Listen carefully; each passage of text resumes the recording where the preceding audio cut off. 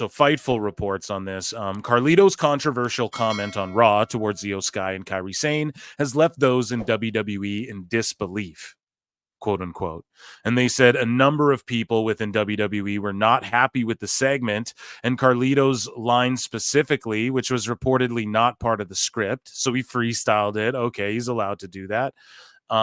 It is unknown if any action was taken following the statement, but the line has been cut from WWE social media clips. Fair enough. They cut it from the clips. I mean, it was I guess the argument could be it's insensitive or whatever. My opinion on the joke, I didn't find it particularly funny. I thought I had more bookmarked on that. Maybe it's in the sickos. Yeah, it's probably sickos reacting to it. My take is like this. He's infatuated with her. He's dumbfounded. He's an ignorant heel who spits apples in people's faces, dude. And okay, so it was reported after as well that Kairi Sane and Io Sky were asked and they said, no, we just thought he was being funny. Like he's just making a joke. Exactly, guys. Okay. I'm so sorry. He's making a joke. He's literally in love with these girls. And he, you know, or Io, I don't know if they're which one or both of them, you know, he's eyeing them both up. It was just like a bad line. It was just tone deaf. That's all it was. Everyone's so sensitive. I tweeted out today too. I was like, man, y'all want the Attitude Era back so bad. Or maybe this was last night. I said, y'all want the Attitude Era back, but you guys want to get triggered over everything and cancel people over everything. Do you guys really think in your heart that Carlito is racialist and hates Japanese or Chinese or Asian people in general? Like, are you kidding me? He's from Puerto Rico, right? Do you guys think in his life he's been literally, not ironically for a TV show where he's playing a bad guy? In real life, people have probably thought he was Mexican and referred to him as such and things like that. You know, he understands. Trust me, guys. It's just a show. Okay. You know, when like Bryan Cranston kills a guy on Breaking Bad, he's not really a meth dealer who kills people. You know what I mean? He's not really the danger. You know what I mean? Bryan Cranston's a lovely gentleman. You know? So I get it. I get why it might be tone deaf. It didn't like pop me like, whoa, but it was just a joke that I thought was, I don't know, man. It wasn't even like out of character. It's like, yeah, they're heels. He hangs out with like the biggest group of bags. It just makes sense. He'd be like, oh, what are they, Chinese or something? You know, like I don't know. So people get triggered by everything. How are we going to bring sexy back, George, if everyone's triggered by everything? Okay. Hey, Phil, you got to be able to take jokes. Is Carlito playing a stupid heel role? Is he playing a stupid heel? Not is a stupid. Is he a heel? Basically, he's a heel, right? He's a heel, dude. He's an ignorant, bingo. Just cocky. There's the key word you said. Ignorant. Yeah. He's ignorant and he's dumbfounded by these girls that he knows nothing about. And he's like, whoa, who are they? He's just ignorant. He's just an ignorant heel. It boils down to that at the end of the day. That's my opinion on it. Apparently, Kairi and Sky both said, listen, it was just a joke. He was being funny. So listen to them. They didn't get triggered by it. You shouldn't either. Joining me on the show now to give his 2 cents on this whole Carlito situation. Ladies and gentlemen, Awful Wrestling. Round of applause for Awful Wrestling. Where's my goddamn applause? Here we go. Awful, how you doing, buddy? What's going on, Phil? What's happening, George? Can you guys hear me? Do I sound all right? Fine, Awful. You sound amazing, dude. You sound unimpressed with something. Well, I want people to know, and I want people to realize that Carlito's grandfather fought in World War II. So that's a joke. And where's the car crash, Phil? I don't have the car crash here today. But anyway, yeah, listen, you were okay with your assessment of this whole Carlito thing. I don't even know why it's a thing. Yeah. You know what I mean? Like, he's obviously with workmates. They have no problem with it. And what can be said? You know, it was a flub. Oh, that's what I wanted to say. Phil, you said that that Carlito was tone deaf. No, Carlito's not tone deaf. He's trying to be comedic. Right. The people who are upset with this whole thing are tone yeah, deaf. right. Maybe that's the better way to say it. Yeah, maybe for Yeah. the times as well. Like, I'm just like, people are gonna get triggered by it, but that shouldn't make you scared to not say. You know Right. what I mean? That's so. So you're right. You're right on that one. But yeah. Sorry. Go ahead. No, that's all I got. Samantha Irvin, she announced her time with WWE has come to an end. So moving along here, she made a statement. She goes, WWE Universe, my time has come to an end as your Monday Night Raw ring announcer. I love you all tremendously, and this does not mark the end of my art. I have a lifetime more to share. Thank you to every WWE fan who accepted me. The women's locker room, you are the most incredible group of people on the face of this earth. I am beyond proud to be your colleague and friend. To the crew and cameramen, I can't thank you enough for the encouragement, the laughs. You created such a wonderful, positive atmosphere for me. Love you all. And I don't know. She's like, to the superstars, thank you for risking your bodies, raising the bar. Not any entertainer can be a WWE superstar. So true. Thank you for making it so easy to pour emotion and excitement, etc. And she shouts everyone out. Shout out Samantha Irvin. I will miss her. Lillian wasn't hitting as good as her for me. I'm not like it's her first night back, man. I'm not like devastated. Like, ring announcers come and go. It is what it is, man. It's crazy to think she was only in WWE for 3 years, man. The impact she sort of made, to where like all the greatest ring announcers, Michael Buffer, Bruce Buffer, they all put her over as for how tremendous she is, and I don't know. I'm gonna miss her. She's a good-looking girl. That's another thing too. Besides the pipes, let's not discount that. I mean, and they're just looking for a positive soundbite. What do you think, Bruce Buffer or his brother's going to be like? She's the, you know what I mean? Like, no, you're not going to do anything like that. And some people are saying she was the best of all time. I see in chat and stuff like that. A lot of people have said that online. To me, I'm like a Howard Finkel guy, But if you want to say all sports, to me, Bruce Buffer is like the GOAT. But Michael Buffer's really good too. But like, to me, for WWE, it's Howard Finkel all day. What about you, Awful? Listen, you already know when a man's voice can boom throughout the stadium or throughout the arena, and it gives every match a certain gravitas. And another thing, he wasn't in the way, if that makes any sense. He wasn't a focal point of any sort of match. This whole idea, like the refs now should be focal points, not necessarily, you know what I mean, but like now we're going to take a look at the ring announcer. Come on, man.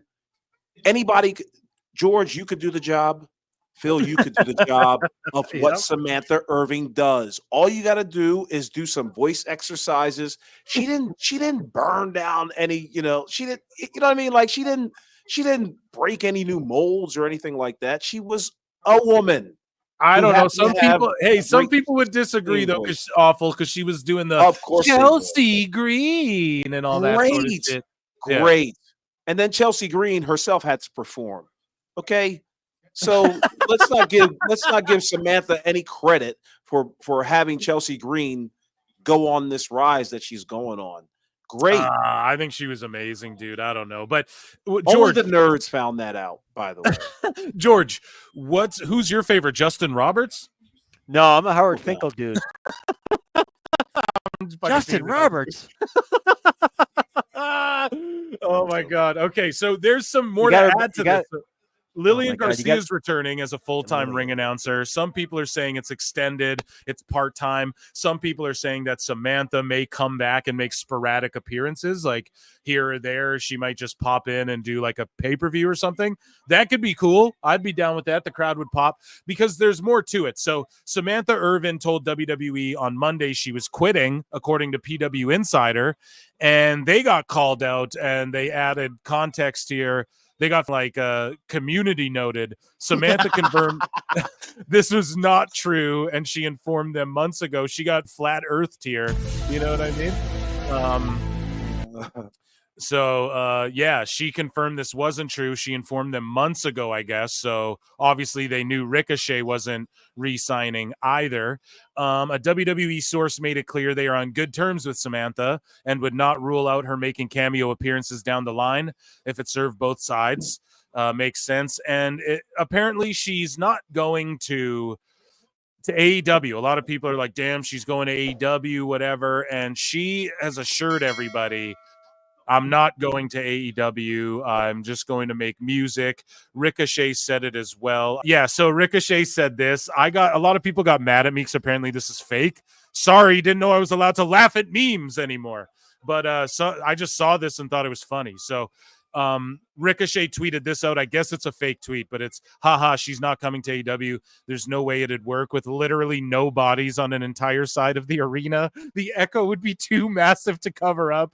You can all rest easy, laughing face. Ricochet obviously didn't say that, but I thought that was funny when I saw it. But here, he did respond and say, haha, she's not coming to AEW. You can all rest easy. And then someone added all that other stuff. So he did say this. He's laughing off the notion, arguing with Marks on X still. He has been going off on them. And he is responding to them saying, hey, Samantha's not going to go to AEW. I don't buy that Tony won't make a play for her, though. Awful. What do you think? Yesterday on the podcast, when you talk wrestling, I said this as an advice piece for Tony Khan. Don't hire Samantha Irvin. All you will be doing is making sure that WWF is the premier place to be. Yep.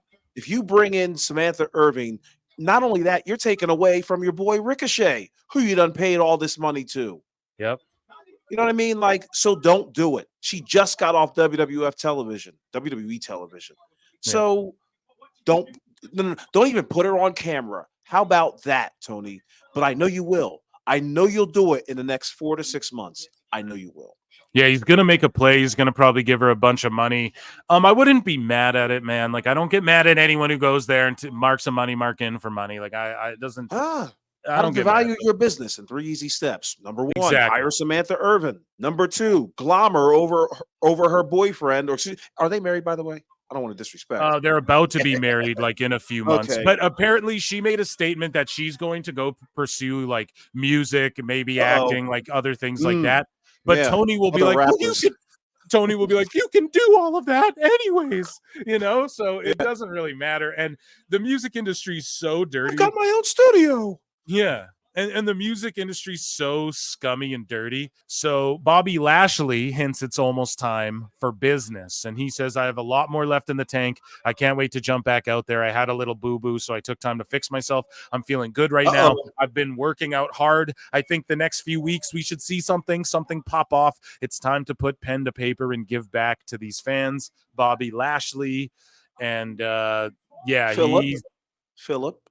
Yep. Isn't Shelton Benjamin, Jesus Christ, all these black guys look alike. Isn't Bobby Lashley injury prone? I don't know if he's injury prone, but he's like 50, bro. So yeah, let's just say, yeah, he is, because he recently, I think, was a little hurt, and that's why they stuck him with Street Profits to begin with. Right. Interesting. Yeah, and they're going to sign him, probably give him Vince money. Yeah. Tony's going to just back the Brinks truck up. It's going to be these guys. Hurt Business is going to take out the Neo Moxley clan, and it's just all over AEW. It's what Awful said before. It's just going to show you, the superior place of the WWE is WWE, or WWF as you call it. And yeah, because all these WWE guys are going to come in, and I'll say this too, guys. Cedric Alexander, he's been kind of on and off with NXT. Could you see him asking for a release, trying to jump over to AEW, or do you think he's like, why the fuck? Let him go. If they he wants to, they can have the whole faction back over there, and it won't mean a damn thing. So Adam Cole needed a cadaver bone replaced in his foot after his was disintegrated at AEW Grand Slam. I don't mean to laugh, but that's crazy. And then other news comes out that Adam Cole has confirmed he and Britt Baker are no longer a couple, but they're still great friends. And he urges fans not to pick sides. Isn't that always the line? We're still great friends. We go to McDonald's every Tuesday. Yeah, he goes, we are no longer a couple, but when I say that we both still love each other and are still friends and still so supportive of each other, that could not be more true. I think the world of Britt. I want her to be as happy and successful as humanly possible, and I know she feels the exact same way about me.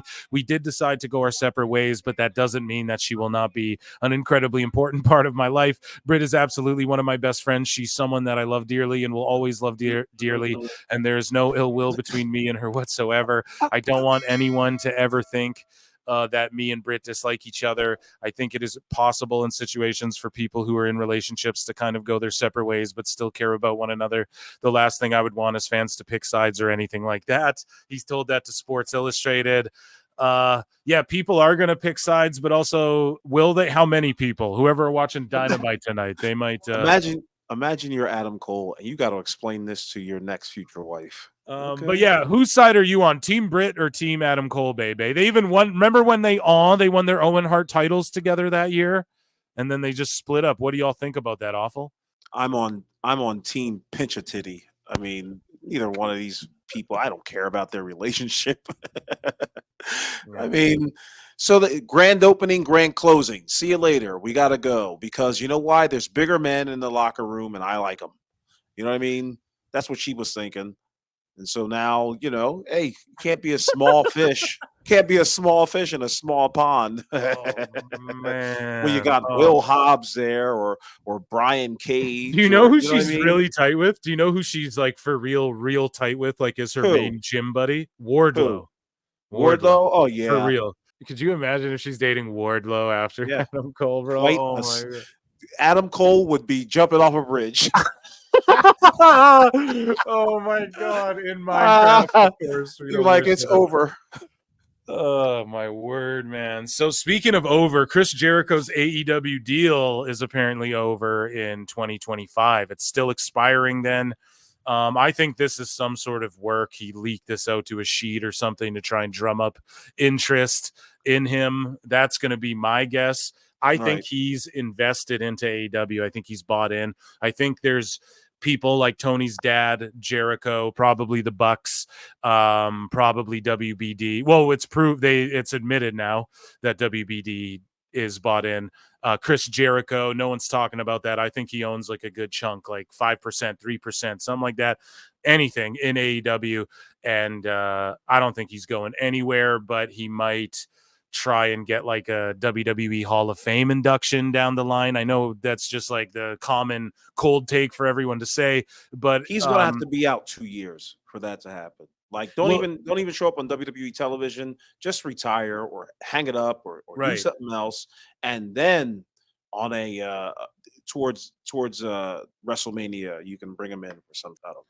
But were people lying about his 10-year deal then? Because apparently, like, he signed a 10-year deal was the whole thing, and like I don't remember that. But if it's true, I mean, obviously they lied. I mean, $14.99, please. Yeah, or he's lying now, you know, or the lie is happening now where he's just trying to get interest, and he's like, "I'm the free agent god, baby, the free agent, Chris Jericho," and he tries and works like a free agent gimmick. You know, the problem with the IWCNN is that they don't want to press Chris Jericho for questions. Hey, man, is it true that your contract is expiring in 2025? Yeah. Oh, sorry. But doesn't he have a website that breaks news too? And then Cultaholics dropping the story first? Like he didn't tell his own outlet or whatever? He has writers who like write stories for his website. He wouldn't tell them that, or they didn't break I just hope out of spite WWE doesn't pick him up. How about that? Well, if you think back, like I wonder if him and Triple H ever had like real life heat. They work together a lot, so probably not, but who knows?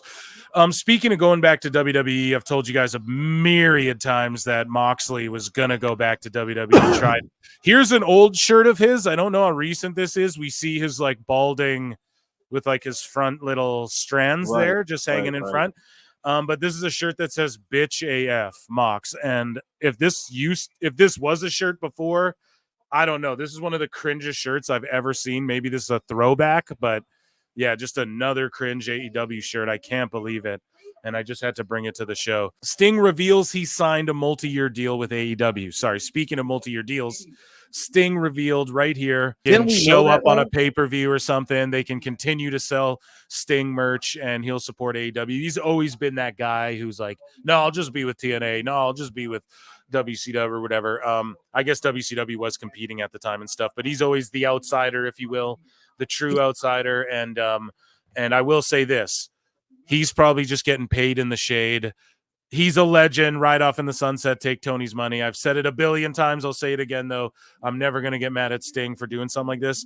However, it would be cool selfishly. Like, I want to see everyone go back to WWE with how hot they've been lately. But who knows, man? Let him do his thing. It's kind of cool that Sting's always just done his thing, and Tony can continue to make merch.